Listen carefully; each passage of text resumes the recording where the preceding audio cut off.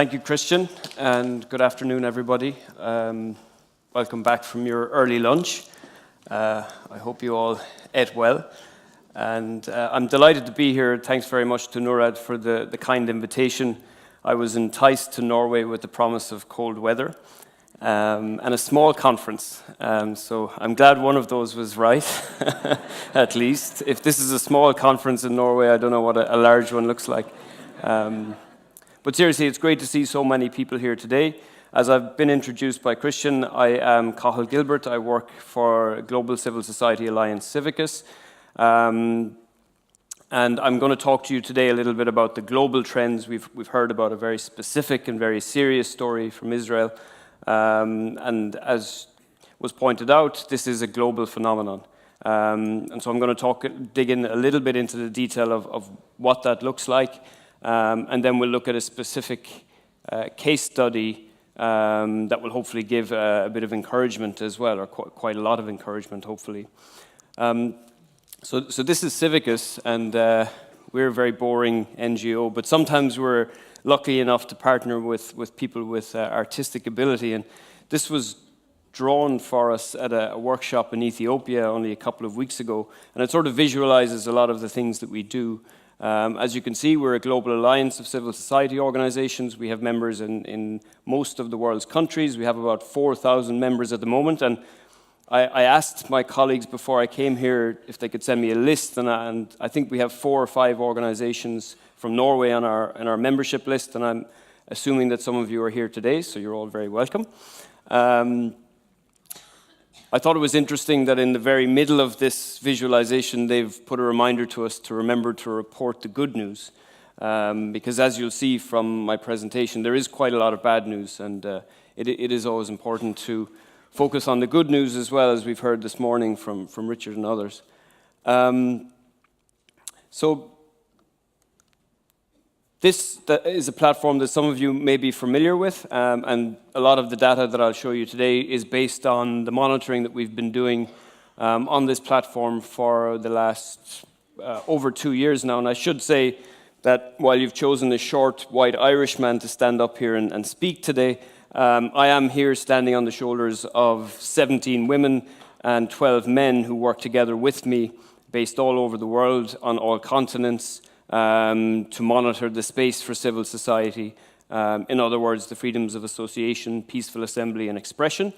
We look at that in terms of both how the laws of a country protect those freedoms, but also how authorities and non-state actors in those countries are respecting those in practice and potentially violating it.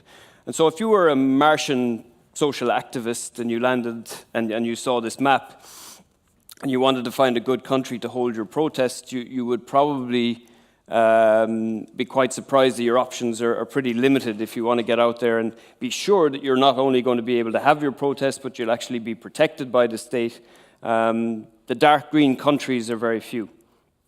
And this is, for us, something that we had, I suppose, known internally as a global alliance for many years, but it's only really through the monitoring that we've been doing that we've been able to build a global picture of this, what it actually looks like. You can see we've got 5 broad categories, and countries fit into one of each of these. We haven't gone for a ranking system for a very specific reason that I was explaining in boring detail over dinner last night. I won't go into that now.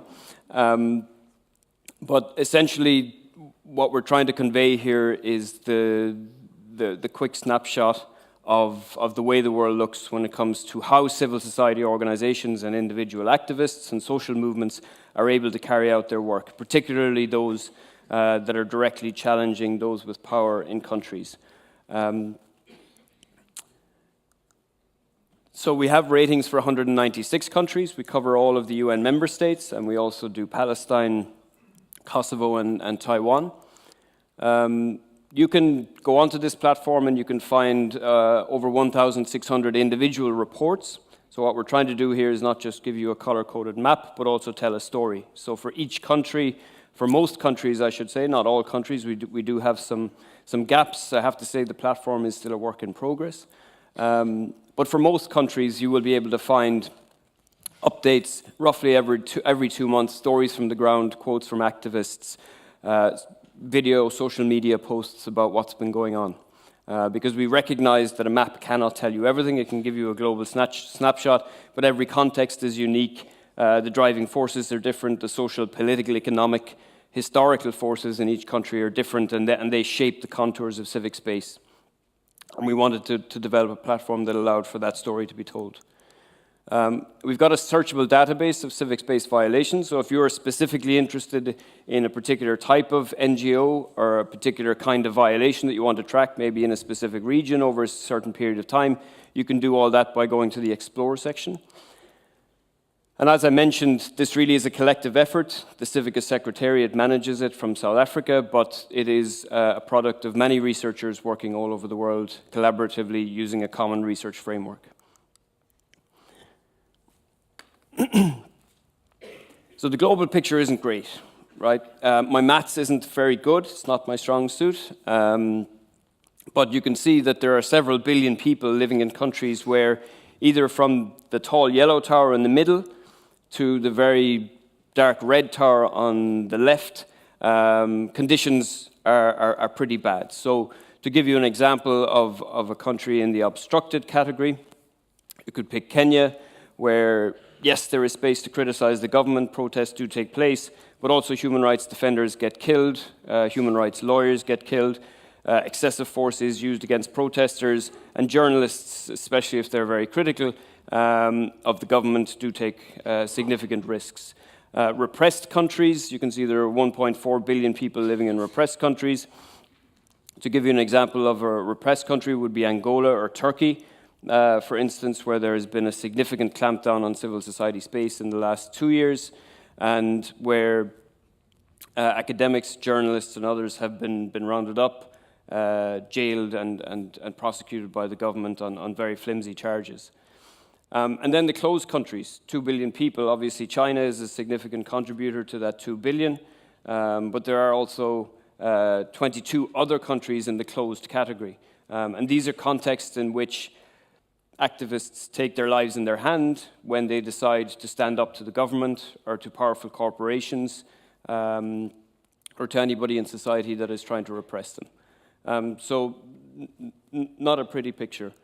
It looks a little bit better when you break it down by country. You see that there are 45 countries in the open category, but a lot of these, unfortunately, are very small countries, home to small populations. And we still see that there are 111 countries in these 3 bottom categories. So that's our sort of headline finding, that 111 out of 196 countries have significant civic space challenges. That's over half of the countries, over half of UN member states.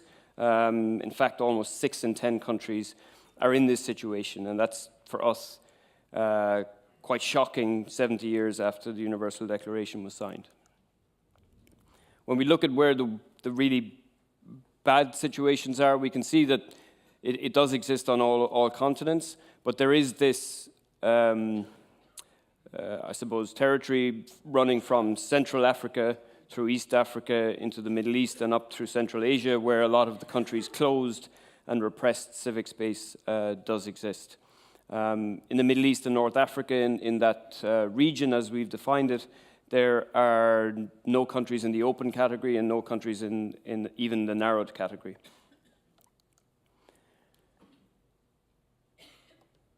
Through the CIVICUS Monitor, we've also been able to see not just the broad outlines of this, but exactly what kinds of violations are most common. This is not a representative sample of all of the violations taking place in the world today. We don't have the research power to be able to do that, but what it is a snapshot of what we have been reporting on the monitor for the last 2 years. And you can see the top 2 violations are attacks on journalists and censorship.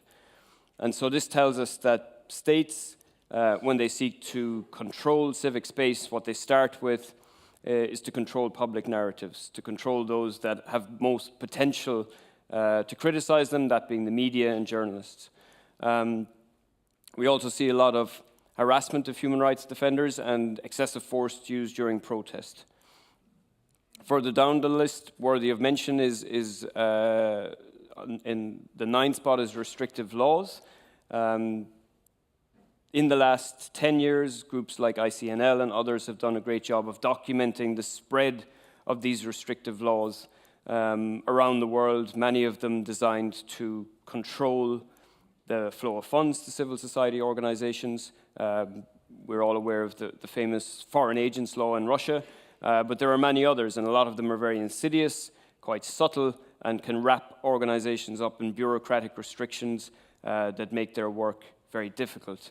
And that continues to be a significant challenge faced by civil society all around the world. When we ask then, okay, so journalists being attacked is the most common violation. When we ask why that's happening, what we see when we ask what are journalists doing when they get attacked, these are the answers that we get. The most common thing that they're engaged in when they're being attacked is political reporting. Right? So they're reporting on the public sphere, on what politicians are doing. Oftentimes that would involve criticism of the government of the day. But we also see protest reporting and reporting on corruption as two other key drivers of the crackdown. When we ask why are activists being arrested, what we see again is quite similar. The number one reason is dissent. Okay, criticism of the government. This is a pretty obvious thing, I think, that we would see when we look around the world today. These are the people that put themselves out there, put themselves in the firing line, and bear the brunt of arrests and other restrictions. What is interesting to us is the yellow chunk here, which accounts for 15% of the arrests of detainees. And these are people that are pushing for socioeconomic demands. This is interesting to us because it is not necessarily traditionally something that would have attracted repression from a state. Those people calling for very benign things to be provided in a society, things like jobs and houses and unemployment benefit perhaps. These people are increasingly being attacked. These movements are increasingly becoming targets for quite severe repression in some cases. And so socioeconomic demands is sort of rising up the chain of reasons for repression, which you can extrapolate from that what it means, whether it is connected to the failure of the economic models that many of the world's governments rely on, increasing inequalities and a breakdown of the social contract between the state and society. We ask ourselves as well whether underlying levels of repression influence the way in which states repress civil society, and whether then that can maybe helpfully tell civil society something about response strategies. What we see is that across the four worst categories, from closed to narrowed, the top tactic is attacks on journalists. So that's quite interesting, that even in more open countries, that's what states go for first. And we can also see that the use of excessive force is there in three of the categories. In open countries, censorship is the top violation, so perhaps a little bit more subtle or more quote-unquote civilized than directly attacking journalists, but still with the same intention of shutting down public narratives or controlling public narratives. We also ask, beyond just the broad categories of human rights defenders, journalists, and so on, who are the groups that are being specifically targeted more commonly?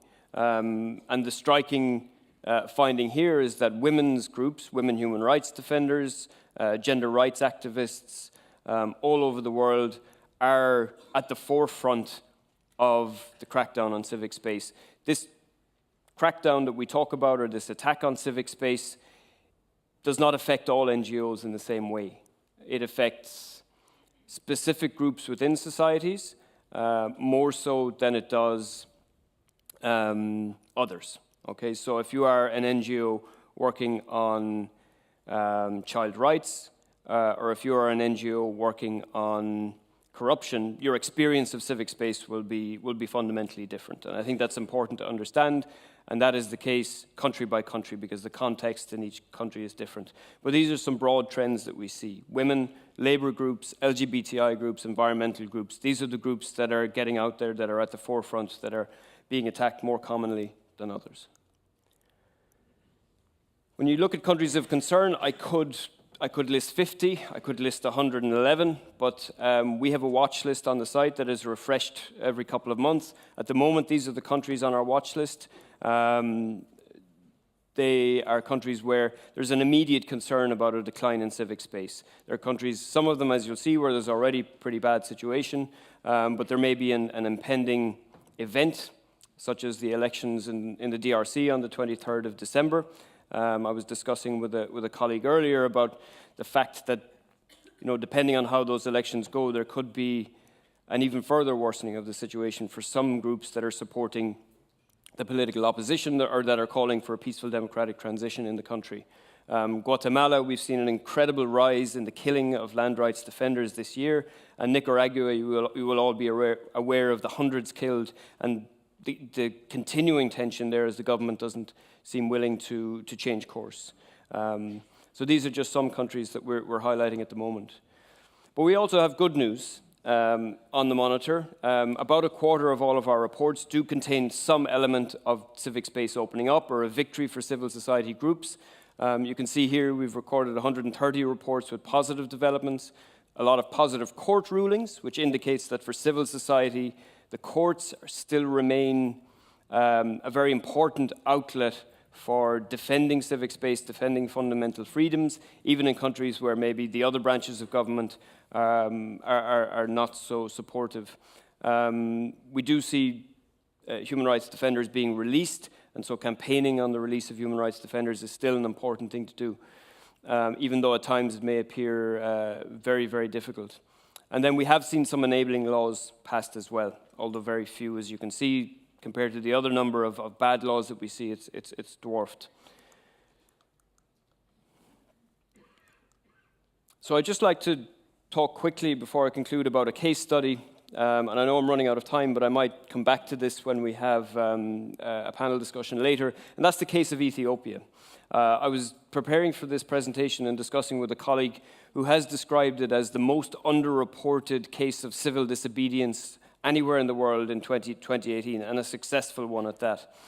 That for years, particularly over the last 10 to 12 years, there have been a consistent pattern of repression in the country, including an important milestone in 2009 when the Charities and Societies Proclamation came into being, which then sparked the spread of similar laws in other parts of the world. And then severe repression of protests between 2015 and 2017, when hundreds were killed. But in 2018, we have seen an opening up.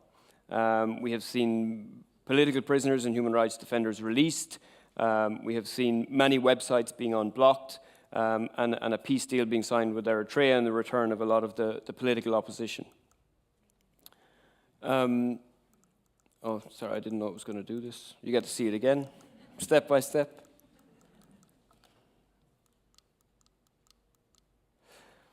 And for me, I spotted this on Twitter 2 weeks ago, actually, and it really just lifted me because this would have been unimaginable even a year ago. So this is a guy called Neil Blazevich. He's Canadian, but he's been based in Uganda for many years, working with Defend Defenders, a group many of you might know. And they protect and they monitor the situation for human rights defenders all over the Eastern Horn of Africa, a very difficult region to cover. And obviously for many years, Ethiopia had been one of their most important countries to work on. And 2 weeks ago, he was able to go there. And not only was he able to have an open meeting with these activists about technology, but he was able to post that on Twitter openly. And as you saw from the graphic at the start of my presentation, we also attended a workshop there recently where, CIVICUS was able to go talk about civil society, civic space, the state of the world when it came to all of those things. Again, something that wouldn't have been easy or perhaps possible a year or two ago. So what are the lessons that can be drawn from the situation in Ethiopia? Well, first of all, why has this happened? The turnabout in Ethiopia many people might attribute it to the visionary leadership of the new Prime Minister, but the reality is that it was brought about by a sustained campaign of civil disobedience, a widespread in-country mobilization, peaceful, involving strikes, boycotts, a stay-at-home which was very well respected, involved tens of millions of people, young people, old people. You had school children leading protests. In Ethiopia, 71% of the population is under the age of 30, and 45% is under the age of 15. And many of these people live in the Amhara and Oromia regions where, for decades, they had felt marginalized by a government that did not represent their interests. And so it was there, that was the heartland of the fight back against repression, and it was ultimately successful. The government was forced through that, and also through political pressure in the United States of America, through some of the opposition politicians that had been exiled, was forced into a change of course.